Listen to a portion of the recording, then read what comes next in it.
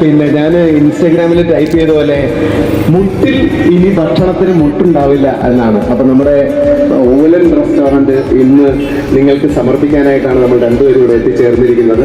അപ്പോൾ ഇന്ന് മെയ് ദിനമായതുകൊണ്ട് നമ്മുടെ രണ്ട് സുഹൃത്തുക്കൾ, അവരും രണ്ട് തൊഴിലാളികളാണ്, ഷെഫ് സിനോയും ഷെഫ് ഷിബിനും.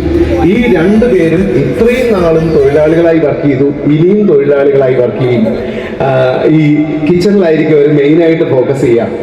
അപ്പോ ഈ തൊഴിലാളി ദിനത്തിൽ തൊഴിലാളികളുടെ ഒരു പ്രസ്ഥാനമാണ് ഇവിടെ മുട്ടിൽ എന്ന് പറയുന്ന നാടിന് സമർപ്പിക്കുന്നത്.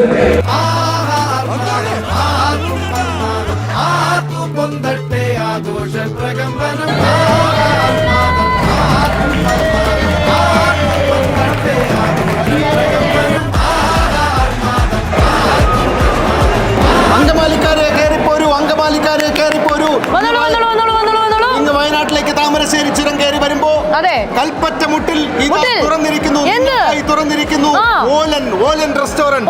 ഇതിന്റെ പ്രത്യേകത എന്താന്ന് ചോദിച്ചു കഴിഞ്ഞാൽ അങ്കമാലിക്കാരുടെ മാങ്ങാക്കറി, അങ്കമാലിക്കാരുടെ കായ് ബീഫും ഇതെല്ലാം ഇവിടെ കിട്ടും. ഇതെന്താ സംഭവം എന്ന് ചോദിച്ചു കഴിഞ്ഞാൽ അങ്കമാലിക്കാരനായ ഒരു ഷെഫും കൂടി ഇതിന്റെ പാർട്ടായിട്ടുണ്ട്, നമ്മുടെ ഷെഫ് സിനോയി.